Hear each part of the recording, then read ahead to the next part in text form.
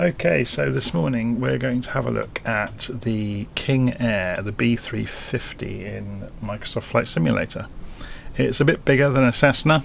It's a little bit more complicated to start up, but it's actually really good fun and it flies really smoothly.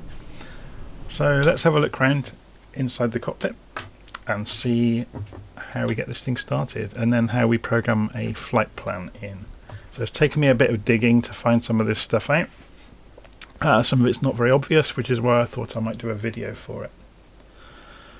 Okay, so the first thing you're going to do is move the RPM controls to max. So that's left and right engines, because it's got two engines obviously. We also want to move the fuel to fuel cutoff. I don't know why Flight Simulator starts these with them at maximum, but there you go. So next thing we do, we're going to need to get to a lot of these switches. So we're going to turn the battery on. So if we go and have a look down here, we should see the battery switch, and there it is there. So you've got battery next to the generator switches, so we turn battery on and you'll hear things coming to life around the aeroplane. Actually, what I'll just quickly do is change my volume mixer. Yeah, it's fine. Okay, so you should hear the noises from the aeroplane. That's all I was worried about. So we turn the battery on. Next thing we do is turn the ignition on for the right engine. So you can see the ignition's down here, so we can turn that to on. Now down here you will start to see the N1, the gas turbine percentage raising. So this is a turboprop, so it's got jet engines inside the nacelles with propellers on the outside. So the jet engine, this is the percentage of its performance, up to 100% being flat out. So you have to wait for this to get to 50%. While it's accelerating, we have to move this to low idle, which will introduce fuel into the engine. Yeah, so that comes up to 50%, or starts climbing past 50%. When it gets to 50%, we can turn the ignition off, and it will carry on its own. So then we can go for left, on, same deal. So it will climb to a certain percentage on its own. If we go and look outside, we can see the propellers coming up to speed. So that one over there is already running. This one's coming up to speed now, the left one.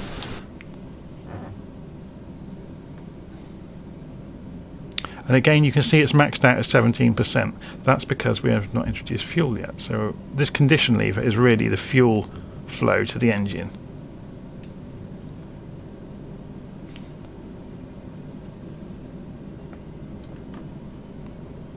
So wait for it to get to 50%. When it gets to 50%, we can turn the ignition off. Because you will notice it says starter only underneath the ignitions, so they're only needed to get them started and then they run themselves. Okay, so they are both idling now. Well, I'm just reading a paper list in front of me, making sure I've done things. So the avionics can go on there because we obviously, now the engines are running, they're providing power. So it goes through a system test, that's fine.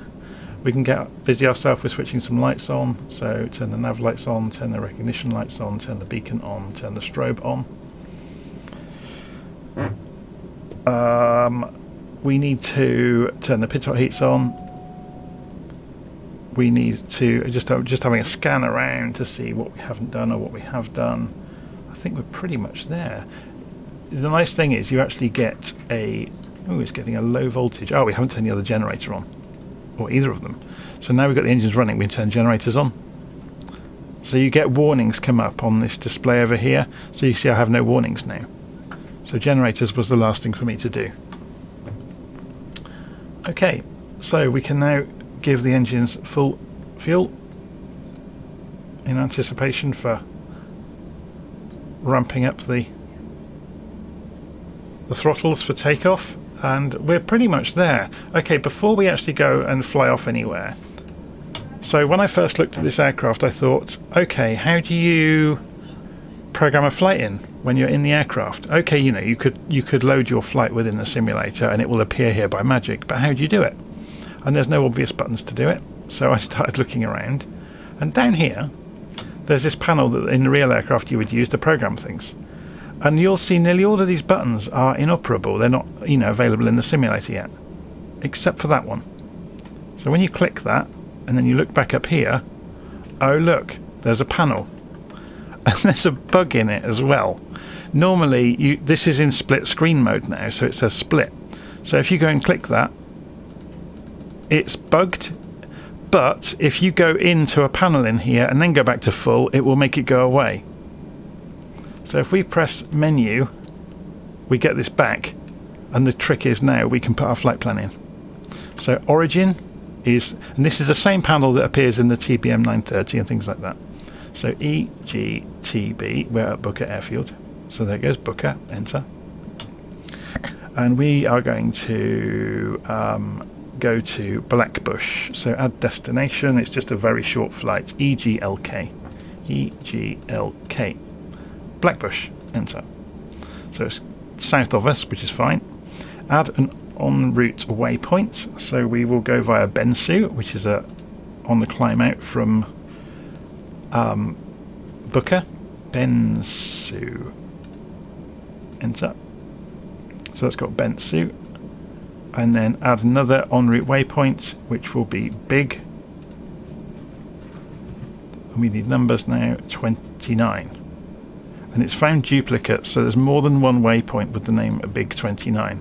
So we can see here one of them is to the east of us by 9 nautical miles, the other one is south of us 15 nautical miles away. That's the one we want. So we say that, and we say done, and then we can, because we've been using this display, we can go back to full and it works, so that bug disappears. So we can see we've got a panel over here. This is a touch screen, so is this one. You might notice from the cockpit vantage point you can't quite see the top of this. It's the same as this one, so you don't really need to worry. But this gets a minus and a plus that you can get to easily. So you can see there's our flight plan, and we can drag this to move it around because it's a touch screen.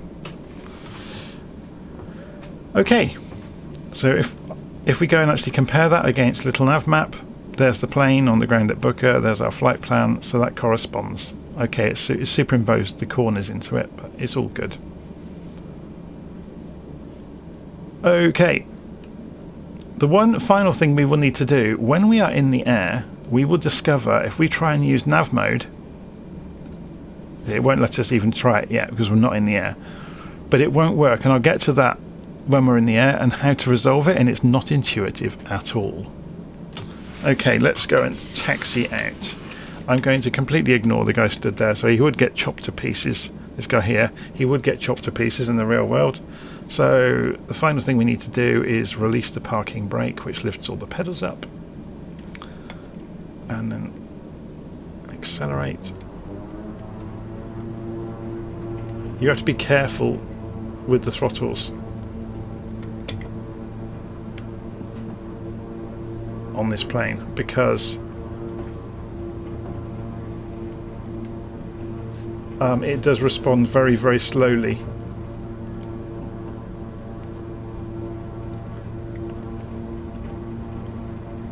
Interesting, my throttles are bugged. I'm just going to put the parking brake back on. Are we getting any warnings?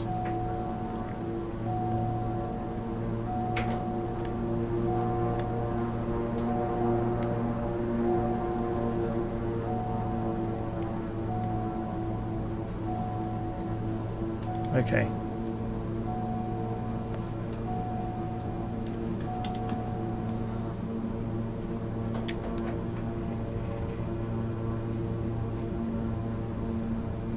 So let's go and taxi out.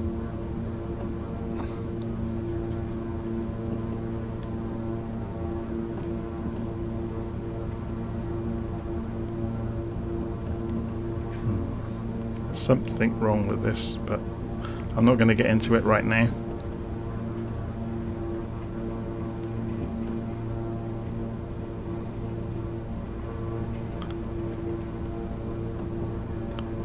Okay. So beginning of runway 24 at Booker Airfield, and we're rolling. So throttles to 100%.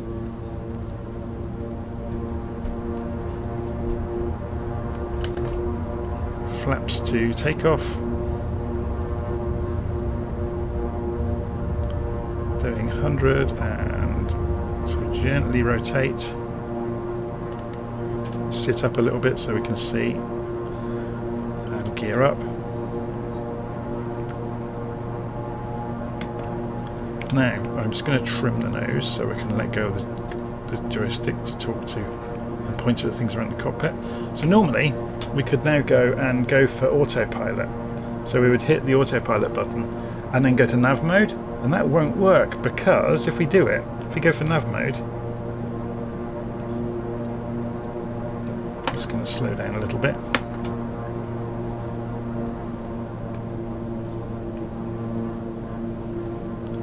So let's get the autopilot on, just so I can explain all of this. So autopilot is now on, so it's doing roll and pitch mode. Yeah, so it's starting to stabilize the aeroplane. So if we go for altitude, we want to say 2,000 feet, for example. So it's on altitude mode for 2,000, it's gone for 2,100, doesn't it? 2,000 feet. And we want to say heading, we'll go for heading mode to begin with. And you'll see it says VOR under it. So at the moment, it's going to chase the heading bugs right around on the other side of the compass because I didn't set it before we took off. So we want to go for about 150 degrees actually, but we'll leave it like that. So normally we would be able to go to nav mode. And if I go for nav mode, it keeps saying VOR, and you think, well, actually we want it in GPS mode because we want to fly what we've programmed in, not fly towards a VOR. So if I go and click on the compass, it pulls up this panel. Now that was almost undocumented as far as I could tell. So I clicked on the compass, this panel comes up, and then I can change the mode that it works in to GPS, and then click on the compass to make that disappear. And now I can go to nav mode, and it's in GPS. Does that make sense? So rather than the heading to a VOR, it's doing GPS mode. So it's going to follow, it will intersect the plan and fly straight into it. So we can go and reduce our altitude down to 1,000 feet. And we can set our yaw dampers are on, that's fine. We can set the vertical speed to get there. So this is almost the same as a TBM, but it's just the buttons are in different places. So I'm going to reduce speed. Landing gear. Landing gear. It's saying landing gear because I reduced the throttle to 0. We don't need to worry.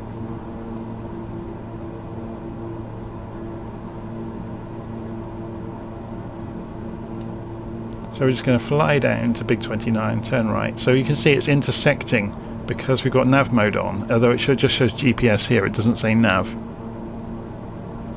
But the way to switch that again, you click on the compass and this panel comes out. And then you can switch the source, so you could say I actually want to follow the VOR that I've tuned into. So I'll have to go back and click on nav again to make it do it, to switch to GPS here. So that means autopilot is on, that means it's going for 1,000 feet.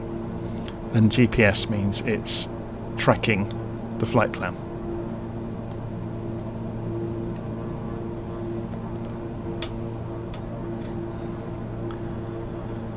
So I did have some. I've just updated this morning to the latest patch from Microsoft. I'm a bit worried that the throttle was being very strange on the ground. It was almost like it wasn't dropping to idle. Potentially it may have been the mixture controls. I think maybe to get to idle you have to cut them back.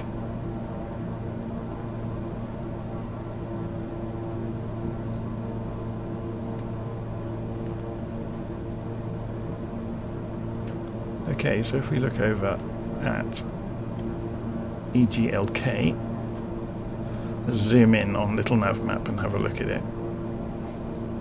Yeah, so if we come in along here, we should be good.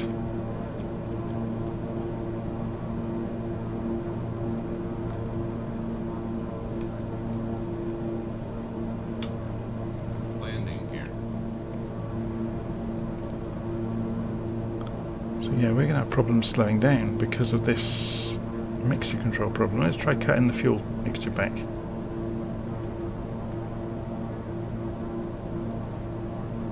That's better.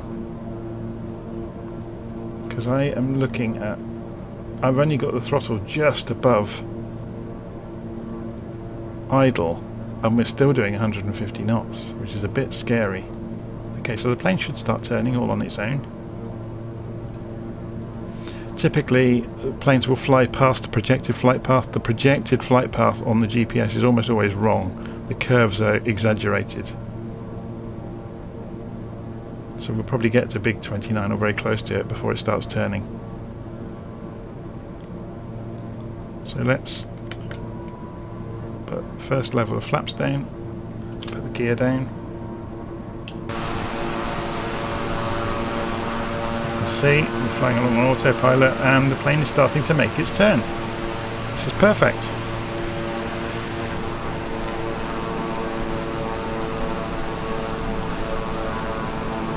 Just looking for the airfield. Can we see it? Is that it out there? I thought I saw a beacon flash.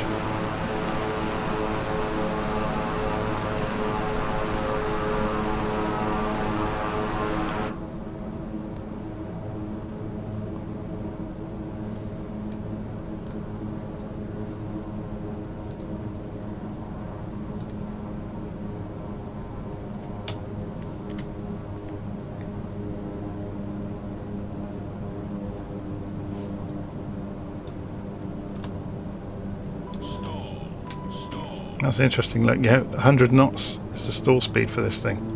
It's not happy.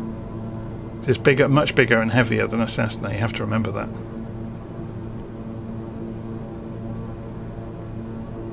There's the runway over there. Okay, so let's come off of autopilot. And let's line up on the centre line.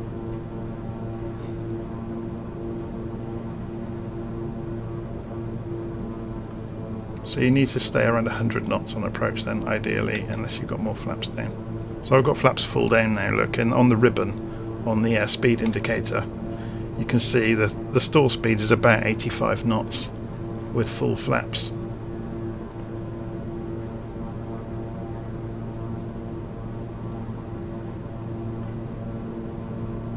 Okay, there's the runway.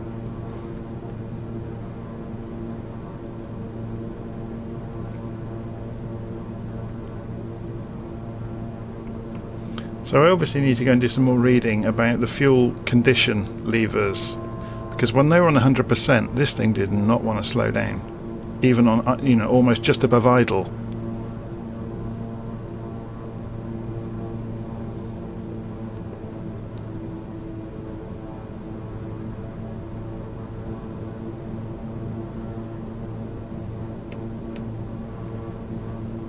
So again, there's no ILS at Blackbush. So we're just coming in visually.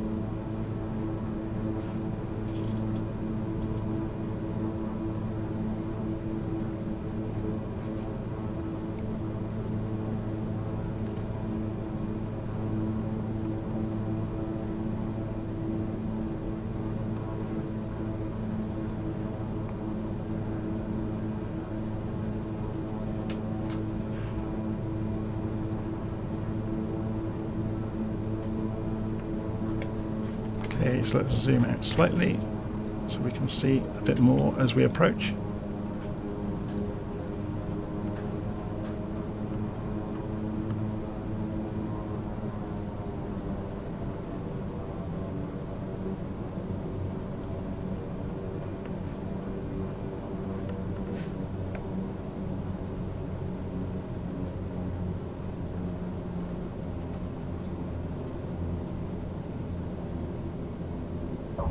And we're down.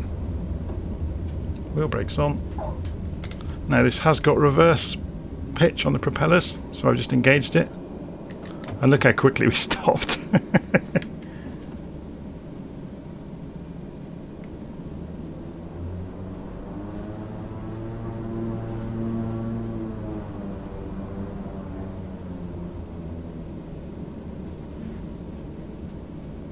Now, I'm wondering if the problems I had with the obviously we're running at, yeah, mixture is at halfway.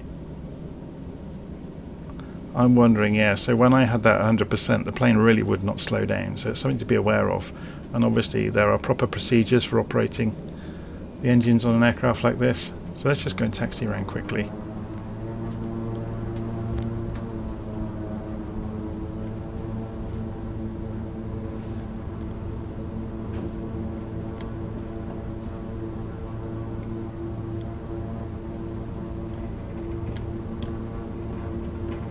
We're not supposed to use this taxiway, but oh well.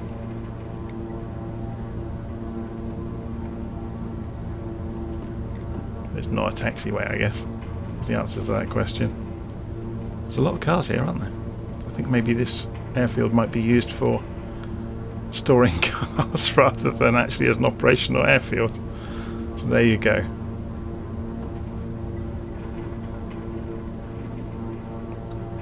We'll park up just here.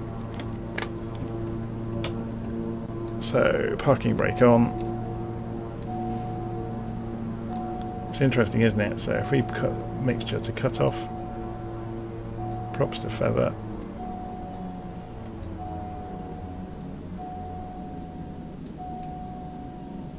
We can turn everything off as well while we're here. So generators off, battery off, and the whole thing goes dark.